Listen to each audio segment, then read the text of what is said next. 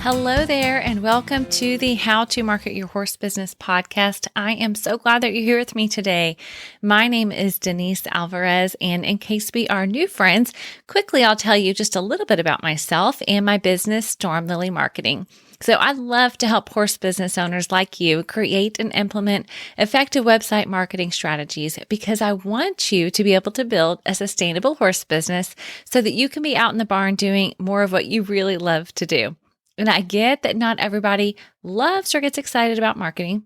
And so that's why I have this podcast here for you, because I want you to have some step-by-step strategies, some basic how-tos, so that you can see what's possible for your horse business, but also so that I can help guide you through that process and help you to make it happen. Now, of course, I do have other services such as website, as I mentioned, and email marketing and things like that. But as far as the podcast is concerned, this is all free and here for you. And so I am so glad that you're here with me today.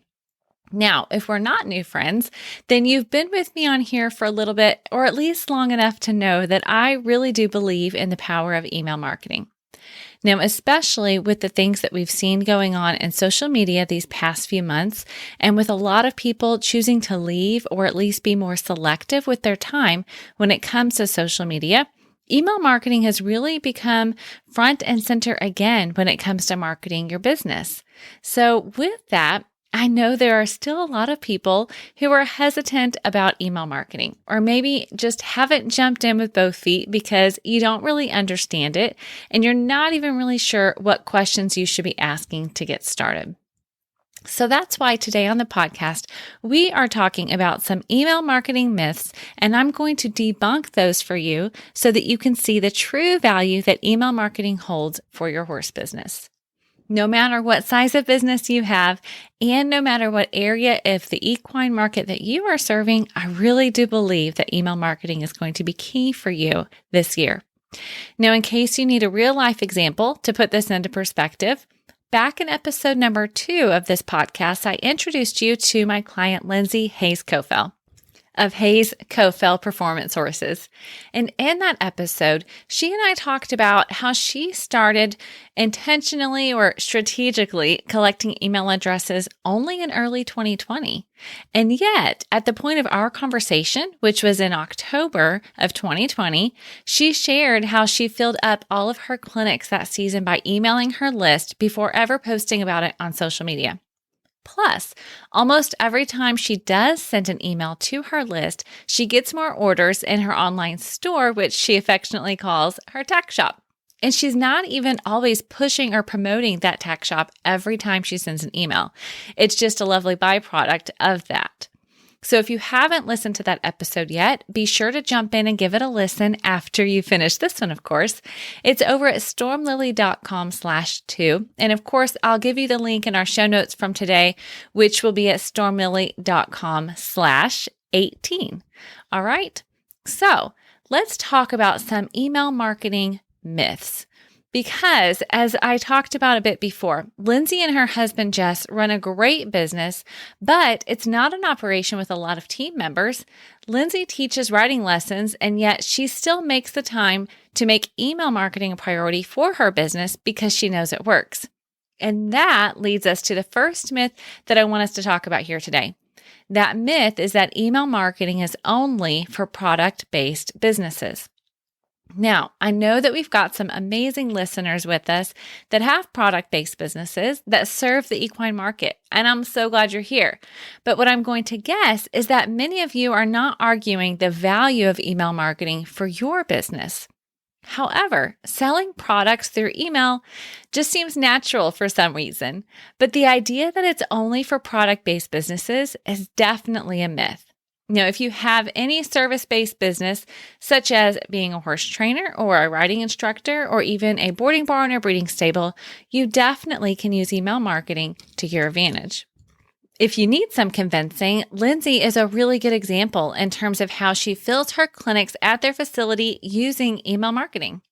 Now, another great example is a trainer and coach named Barbara Schultz. Many of you may know her as she is a well-known cutting horse trainer, and she also offers personal performance coaching, and she puts on clinics across the country. And while she does have some products that she sells, the bulk of her emails focus on providing value to the people that are getting them. And then she reminds them in that process of her coaching and training services and her clinics, and then, of course, her products. So while it is great for products, email marketing is also really good for service-based businesses too. Okay, so let's move on to myth number 2 about email marketing. And that is that all of your potential customers already get too many emails and there's no room in there for you. And I get this. When I first started engaging and regularly emailing my list, I was worried because I know that there are other people out there that also serve horse businesses. And I know there are some other great marketing people that are out there sharing their expertise and their knowledge. And so my limiting belief here was thinking that nobody would want to listen what I have to say. But here's what I learned, and I remembered this lesson by going to the fall open house that I shared with you back in episode number 9 with Jennifer Hurt. Now, at that open house, she had a couple of different clinicians. And not surprisingly, I was naturally drawn to one over the other. I liked the teaching style of one more than the other, and I know I'm not the only one who felt the same way. There were some that liked one, there were some that liked the other more. It's just how it goes. We all connect with different people in different ways. Well, it's the same thing when it comes to email marketing. If people like what you are saying or what you are sharing, they feel connected to you. And so they trust what you're saying and they're going to sign up for your emails, even though the horse trainer down the road might have a great website where they're also collecting emails.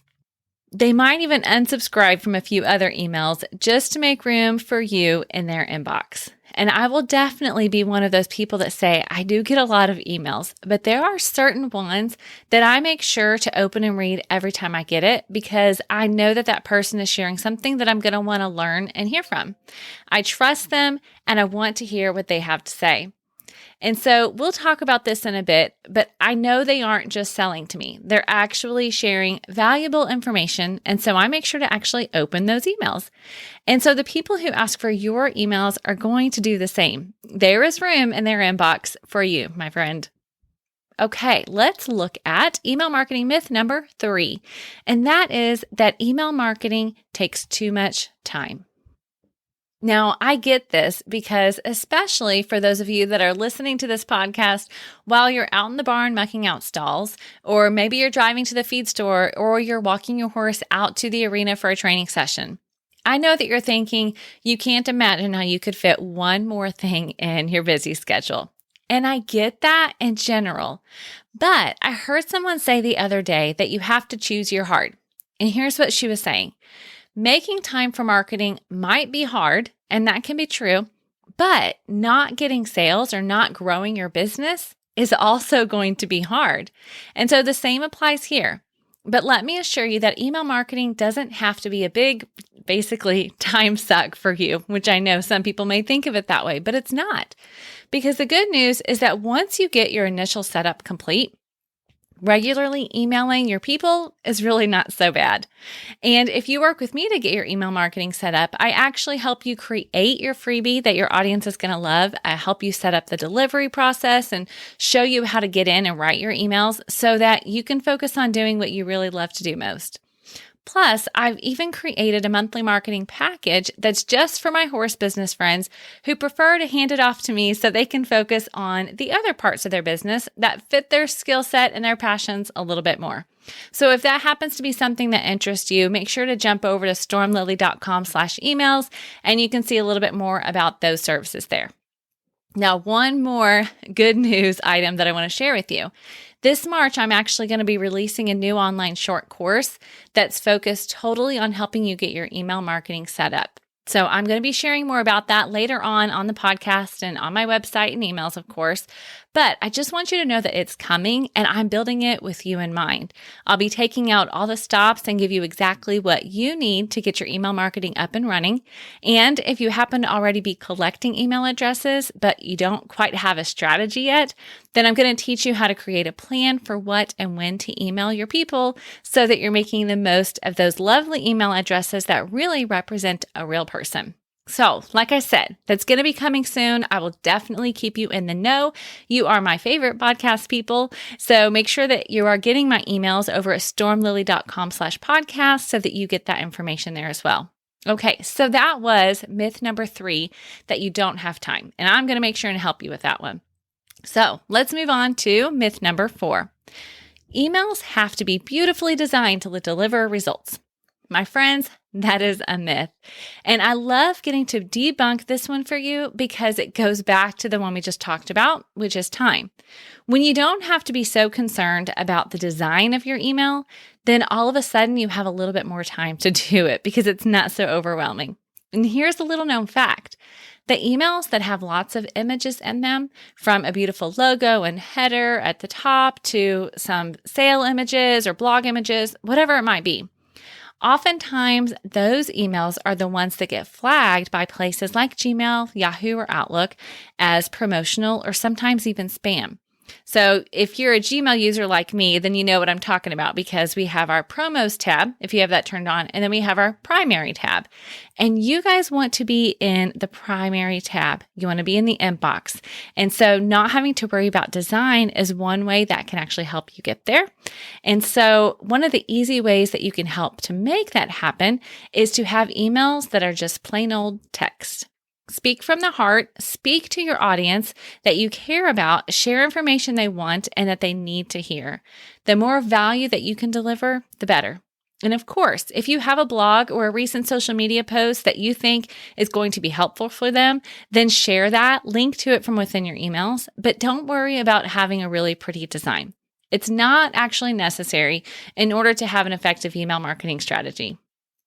Okay, so I hope that after listening to these myths being debunked for you, that you feel a little bit better about email marketing. It's doable, right? Now, again, you can find a summary of what we talked about today over on the show notes at stormlily.com/18. I'll also have links for you to all the things we talked about in terms of the email marketing services I provide and the upcoming short course that will be coming, so you can make sure to be on my email list. Again, if you have any questions, always reach out to me. I love to hear from you, whether it's on social media or email or on my website. And of course, if you are not subscribed to the podcast, I hope you will so that you can be notified every time a new episode comes out. Again, I so appreciate you being here with me today. I hope it's been super helpful for you, and I will see you next week. Have a wonderful day.